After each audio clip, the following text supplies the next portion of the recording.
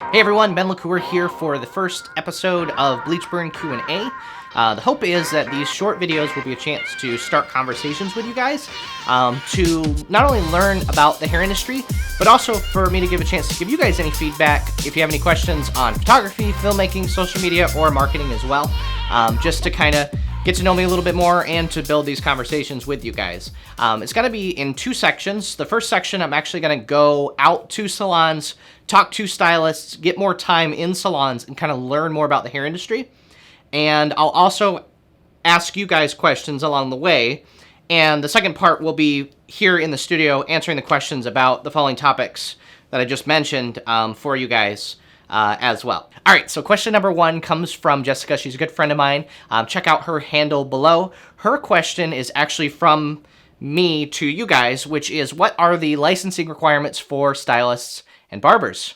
I think that's a really good question. If you have answers for that, DM me or comment on this video. I'd love to talk about it. So, question number two comes from a good friend of mine by the name of Kaylee. This is a marketing question, and her question, I'm going to reword it a little bit, is what kind of a post is considered edgy, but how far can you go to make an edgy post that could turn your demographic away?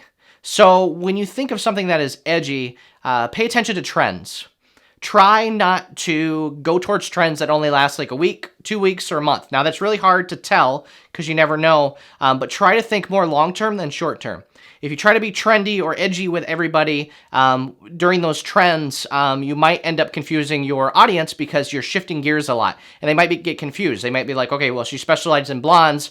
Now she's doing all these different colors and stuff, or cuts and whatnot. And now I kind of don't understand what her true message is or what her strengths are. So when you're thinking about making edgy posts, consider what your strengths are. Be careful about the trends. Think more long-term.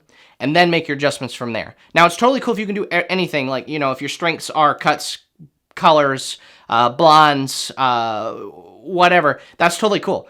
Keep doing that. Keep keeping that client base. That means you're probably more flexible with certain things, but pay attention to those trends and try not to fall trap or victim to trends that are only last a short amount of time, because that can really confuse your audience. All right, so that concludes tonight's first video of Bleach Burn Q&A. If you guys disagree with anything I said on the marketing question, feel free to comment below. I'd love to have a conversation with you guys about that and learn and grow.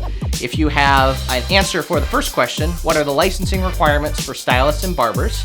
Please DM or leave a comment below on this video as well. I'd love to know your answer. It's a good chance to learn and develop for the documentary. All right, I will see you guys tomorrow for the next video. Have a good night.